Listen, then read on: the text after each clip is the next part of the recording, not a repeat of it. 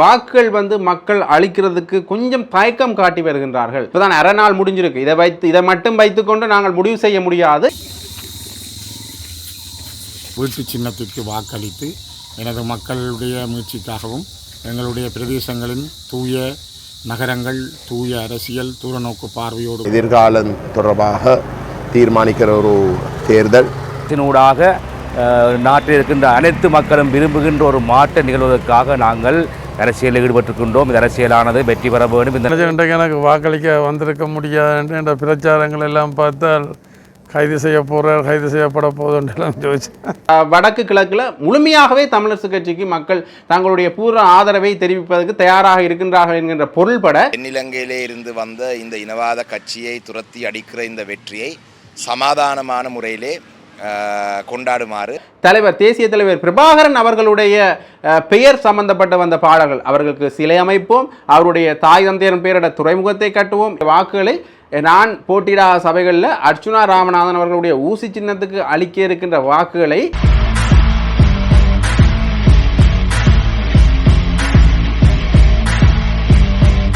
ஜெஃப்னாபடியின் சொந்தங்களுக்கு வணக்கம்.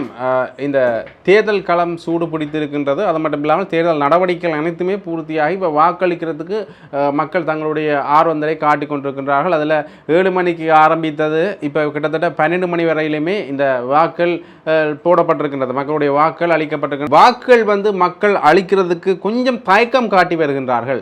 அதாவது மக்கள் இந்த உள்ளூராட்சி சபை தேர்தலில் மக்கள் அதிருப்தியை காட்டியிருக்கின்றார்கள் என்று ரணில் விக்ரமசிங்கே அவர்கள் ஒரு விமர்சனத்தை முன்வைத்திருக்கின்றார். முன்னைய தேர்தல்களை விட இப்போ தேர்தல் கொஞ்சம் பரபரப்பாக இல்லை என்றது ஒரு பக்கம் இருந்தாலும் கூட இந்த மக்களுடைய வாக்களிப்பு சதவீதம் மிக கடுமையாக குறைந்திருக்கின்றது. மிக அதிகமாகவே இந்த மக்கள் வாக்களிக்கிறதுக்கு பின்னிற்கினம் என்கின்ற விடயப்பொருளில் ரணில் விக்ரமசிங்கே அவர்களும் அண்மையில் ஒரு விமர்சனத்தை முன்வைத்திருக்கின்றார். அது மட்டும் இல்லாமல் இன்னொரு விடயத்தையும் நாங்கள் பார்க்கணும். என்னென்னு பார்த்தீங்கன்னா கிட்டத்தட்ட ஓரளவுக்கு இந்த வாக்குகளின் எண்ணிக்கை குறைவாகத்தான் இருக்கிறது. நாங்கள் இனிமே இப்போ தான் அரை நாள் முடிஞ்சிருக்கு. இதை மட்டும் வைத்துக்கொண்டு நாங்கள் முடிவு செய்ய முடியாது. இன்னும் பிறகு வாக்களிக்கலாம் என்று மக்கள் இருக்கலாம். ஆகவே முழுமையான வாக்களிப்பு தொகை வந்தால் பிறகுதான் இது தொடர்பான விடயங்களை நாங்கள் தெரியப்படுத்த முடியும். அந்த வகையில் இது ஒரு ரணில் விக்ரமசிங்கனுடைய விமர்சனமாகத்தான் இந்த விடயம் இருக்கின்றது. அது மட்டும் இல்லாமல் வடக்கு கிழக்கிலேயே தமிழரசு கட்சிக்குரிய ஆதரவு அமோகமாக இருக்கின்றது என்று சாணக்கியன் அவர்கள் சொல்லியிருக்கின்றார். உண்மையிலேயே இந்த தமிழரசு கட்சியினுடைய பாராளுமன்ற உறுப்பினர்கள் தங்களுடைய வாக்களை செலுத்திவிட்டு அது தொடர்பான தகவல்களையும் ஊடகங்களில் சொல்லிய வண்ணம் இருக்கின்றார்கள். அதில் ஸ்ரீதரன் அவர்கள் தன்னுடைய சொந்த ஊரிலே வாக்களித்திருந்தார் கிளிநொச்சியில். அது மட்டும் இல்லாமல் சாணக்கியன் அவர்களும் தன்னுடைய வாக்கினை பதிவு செய்தார். அனைவருக்கும் வணக்கம். இன்று உள்ளூராட்சி மன்றங்களுடைய தேர்தல் காலையிலே 7 மணிக்கு குடத்தினையிலே என்னுடைய வீட்டில் இருந்து நடந்து சென்று நான் வாக்களித்திருக்கிறேன். அனைவரும் தங்களுடைய வாக்குரிமையை உபயோகிக்கிறார்கள் என்று நம்புகிறேன்.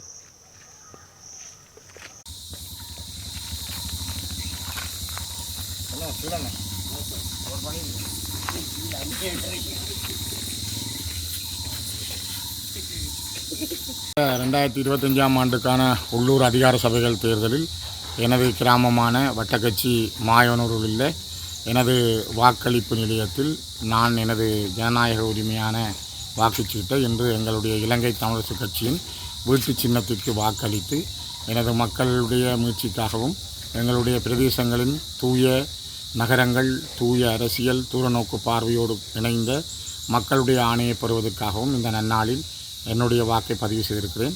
நாங்கள் கிளிநொச்சி மாவட்டத்திலே கரச்சி, பூநகரி, பச்சிலைப்பள்ளி என்கிற 3 பிரதேச சபைகளிலும் 40 வட்டாரங்களையும் வென்று எங்களுடைய மக்களுக்கான ஆணையோடு, கிளிநொச்சி மாவட்ட மக்கள் எங்களுக்கு தருகின்ற ஆணையோடு நாங்கள் இந்த மாவட்டத்திலே ஒரு நேர்மையான, கண்ணியம் மிக்க, அறத்தோடு சேர்ந்த அரசியலையும் அபிவிருத்தி பணிகளையும் மிகவும் நேர்மைத்தன்மையோடு ஆற்றுவோம் என்ற அந்த எண்ணத்தோடும் சிந்தனையோடும் இந்த தேர்தலில் நாங்கள் எங்களுடைய நம்பிக்கைகளை மக்களுக்கு தெளிவுபடுத்துகின்றோம்.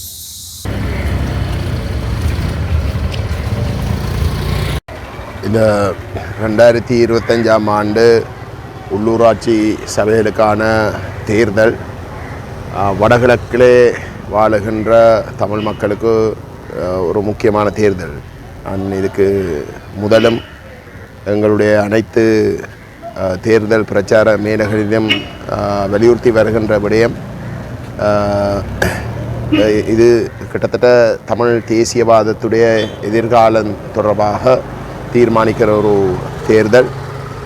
அந்த வகையிலே நான் நிற்கிறேன்.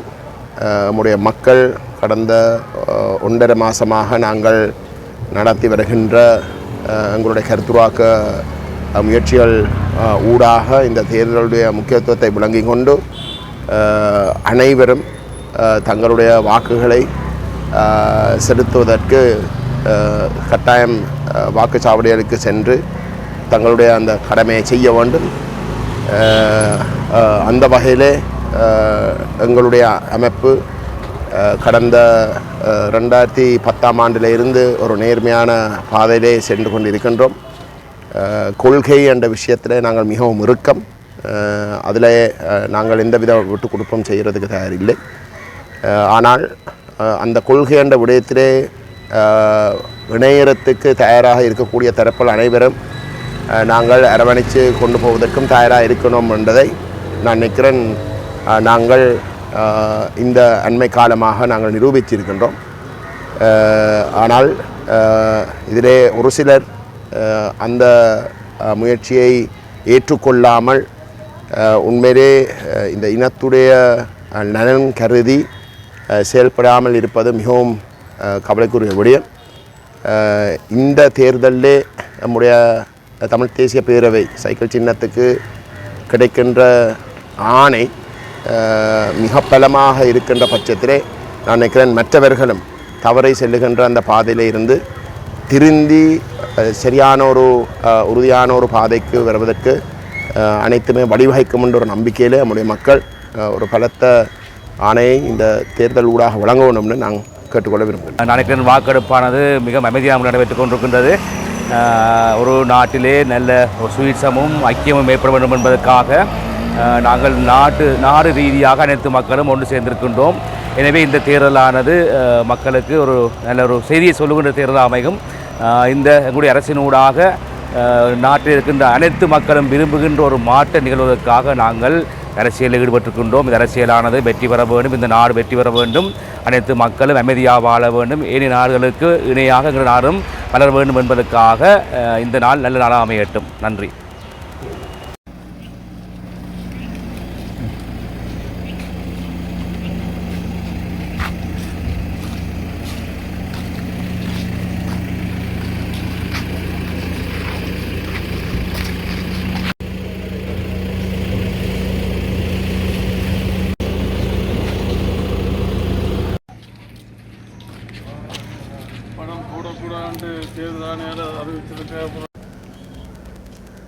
தேர்தல் நீதியாக நடக்க வேண்டும். இதுவரை நீதியாகத்தான் நடந்து கொண்டிருக்கின்றது. ஆனால் இந்த தேர்தல் அணுகுமுறை சம்பந்தமாக வேட்பாளர்கள் நியமனங்கள் சம்பந்தமாக நிரம்ப முறைகேடுகள் எல்லாம் நடந்ததாக சொல்லப்படுது. அப்படியால் தேர்தல் முடிந்த பிறகுதான் நீதிமன்றங்களுக்கு நாங்கள் செல்ல வேண்டி இருக்கின்றது. மற்றபடி வேறு ஏதாவது நீங்கள் கேட்க இருந்தால் அது மக்களால் தீர்மானிக்க வேணும். யாழ்ப்பாணத்தில் குறிப்பிட்டு சொல்லக்கூடிய அளவு இந்த சபைகளில் கூட ஆதரவு நான் அப்படி சொல்ல மாட்டேன். தேர்தல் முடிஞ்ச பிறகுதான் தேர்தல் நினச்சேன் எனக்கு வாக்களிக்க வந்திருக்க முடியாது என்ற பிரச்சாரங்கள் எல்லாம் பார்த்தால் கைது செய்யப்பட போதுன்றெல்லாம் யோசிச்சேன். பொய்யான இது பிரச்சனை இல்லை. சரி, சாணக்கியன் அவர்கள் பேசுகின்ற பொழுது முன்னைய தேர்தல்களில் மக்கள் கொஞ்சம் தயக்கம் காட்டியிருந்தார்கள் தமிழ் தேசிய பரப்பில் பயணிக்கிற கட்சிகளுக்கு வாக்களிக்கிறதுல, குறிப்பாக தமிழரசு கட்சிக்கு. அந்த வகையில் கிழக்கில் அந்த நிலைமை முன்னைய இதில் இல்லை. இப்போ வடக்கிலையும் இல்லை, கிழக்கிலையும் இல்லை. இப்போ என்ன பிரச்சனைன்னா வடக்கு கிழக்கில் முழுமையாகவே தமிழரசு கட்சிக்கு மக்கள் தங்களுடைய பூர்வ ஆதரவை தெரிவிப்பதற்கு தயாராக இருக்கின்றார்கள் என்கின்ற பொருள்பட சாணக்கியன் அவர்கள் தன்னுடைய கருத்தினை தெரிவித்திருக்கின்றார். இன்று 2025ஆம் ஆண்டு உள்ளூராட்சி மன்ற தேர்தலிலே என்னுடைய வாக்கை நான் பட்ருப் மத்திய மகாவித்தியாலயத்திலே பதிவு செய்திருக்கின்றேன். குறிப்பாக கடந்த பாராளுமன்ற தேர்தல் நடந்த பொழுது நாடு முழுவதும் அனுரகுமார திசாநாயக்கோடு இருந்தது. அந்த நேரத்திலே இலங்கை தமிழரசு கட்சியுடன் மட்டக்களப்பு மாவட்டம் இருந்தது. இம்முறை வடக்கு கிழக்கு பூராவும் தமிழர் தேசம், தமிழர் தாயம், இலங்கை தமிழரசு கட்சியின் கைவசம் அமையும் என்றதை இந்த இடத்திலே சொல்ல விரும்புகிறேன். எங்களுடைய தமிழரசு கட்சியை சேர்ந்த வேட்பாளர்கள் இன்று வாக்களிப்பு முடிந்ததுக்கு பிற்பாடு வடக்கு கிழக்கு பூராவும் உறுப்பினராக தெரிவு செய்யப்படுவார்கள். எங்களுடைய அனைத்து சபைகளிலேயும் நாங்கள் ஆட்சி அமைப்போம். வடக்கு கிழக்கிலே நாங்கள் போட்டி போடும் அனைத்து சபைகளிலேயும் நாங்கள் ஆட்சி அமைப்போம். எங்களுடைய தெரிவு செய்யப்படுற உறுப்பினர்களை தென்னிலங்கையிலே இருந்து வந்த இந்த இனவாத கட்சியை துரத்தி அடிக்கிற இந்த வெற்றியை சமாதானமான முறையிலே கொண்டாடுமாறு இந்த இடத்திலே நான் கேட்டுக்கொள்கிறேன். நன்றி. அடுத்ததாக இன்னொரு முக்கியமான விடயத்தையும் பார்க்கணும். பார்த்தீங்கன்னா தபால் மூல வாக்களிப்புகள் இந்த முறை வாக்குகள் வந்து இந்த முறை தனியாக எண்ணப்பட மாட்டாது. அந்த வாக்குப்பெட்டிகளும் நேரடியாக வாக்களிக்கின்ற வாக்களோடு இணைக்கப்பட்டு அவை ரெண்டும் சேர்த்து தான் எண்ணப்படும். முன்னைய தேர்தல்கள் போல நடக்காது என்ற ஒரு தகவலையும் தேர்தல் ஆணையம் வந்து தெரிவிச்சிருக்கு. ஆகவே இனி இந்த தபால் மூல வாக்களிப்பு உண்மையிலே இந்த வாக்கள் வெளியாகிற முதலாக வெளியாகிறது என்று பார்த்தீங்கன்னா தபால் மூல வாக்கள் என்ற எண்ணிக்கை தான். ஆனால் இனி அப்படியான ஒரு நடைமுறை இல்லை என்று சொல்லியிருக்கிறார்கள். அதாவது இந்த தேர்தல் அப்படியான நடைமுறை இல்லை என்று குறிப்பிட்டிருக்கிறார்கள்.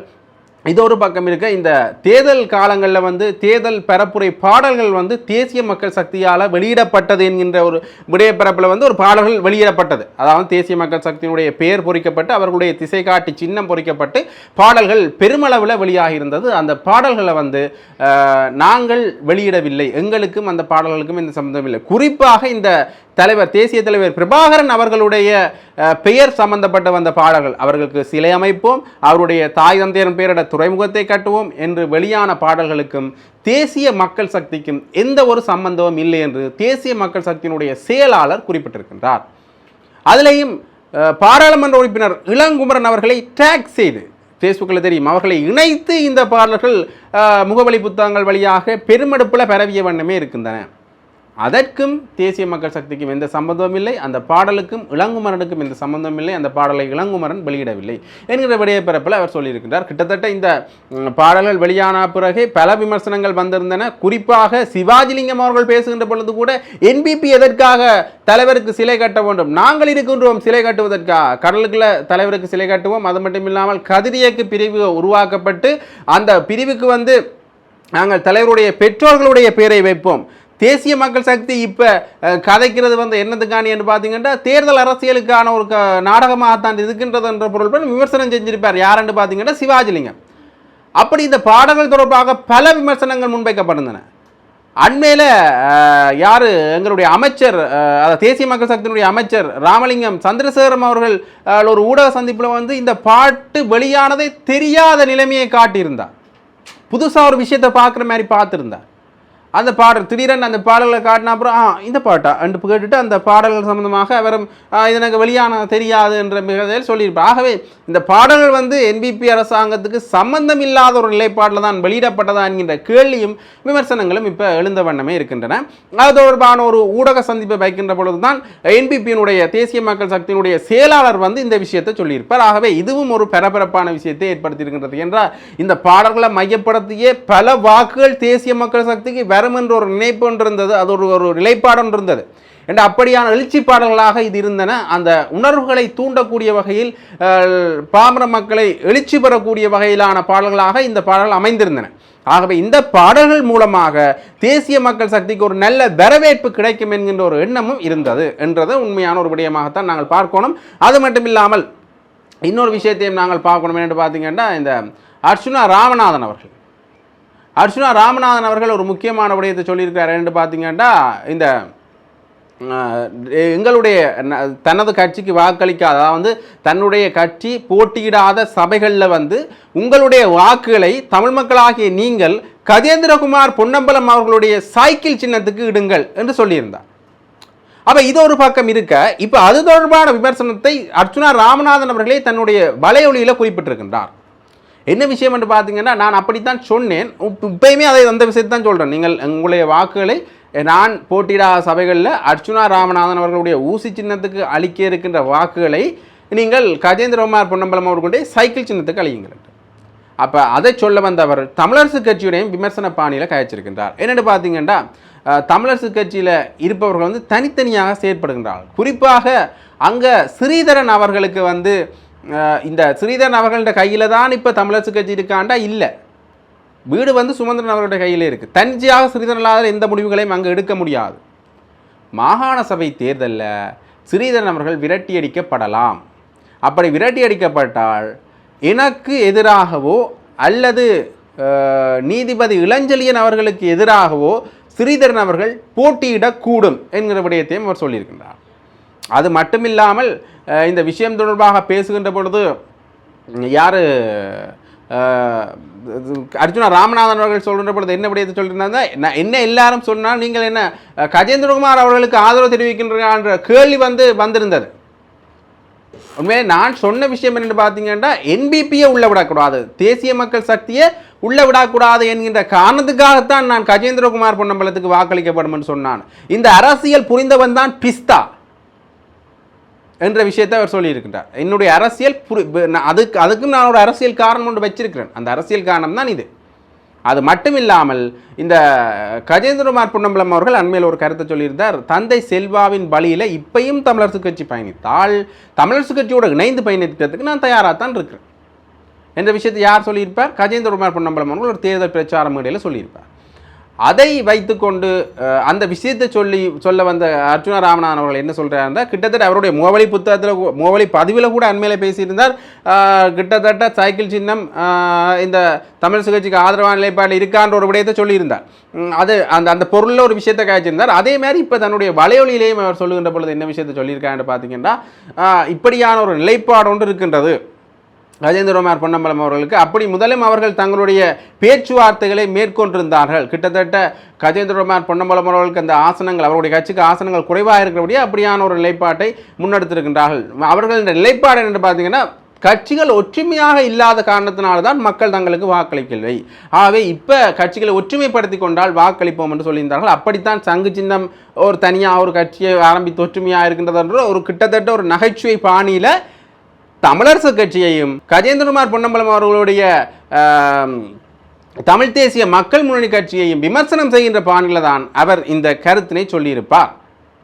ஆகவே இப்படியாக அவர் தன்னுடைய கிட்டத்தட்ட ஒரு குழப்பம் ஒன்றே இருக்கு. அவர் என்ன ஆதரவு நிலைப்பாட்டை தெரிவிக்கிறாரா இல்லது அவர்களுக்கு எதிரான விமர்சன பாணியை கையாளுறான்ற குழப்பம் இற்றை வரைக்குமே இருக்கிறத கண்கூடா காணக்கூடிய மாதிரி தான் இருக்கின்றது. ஆகவே தொடர்ந்தும் இப்படியான செய்திகளை நீங்கள் தெரிந்து கொள்வதற்காக ஜெஃப்னா அப்படியே சேனலோட இணைஞ்சிருங்க. அது மட்டும் இல்லாமல் தேர்தல் முடிவுகளையும் நாங்கள் உடனுக்குடன் தருவதற்காக காத்திருக்கின்றோம். தேர்தல் முடிவுகளை உடனுக்குடன் அறிந்து கொள்வதற்காக ஜெஃப்னா அப்படியே சேனலை சப்ஸ்கிரைப் பண்ணி தொடர்ந்தும் எங்களுடைய காணொலிக்காக காத்திருங்கள். நன்றி, வணக்கம்.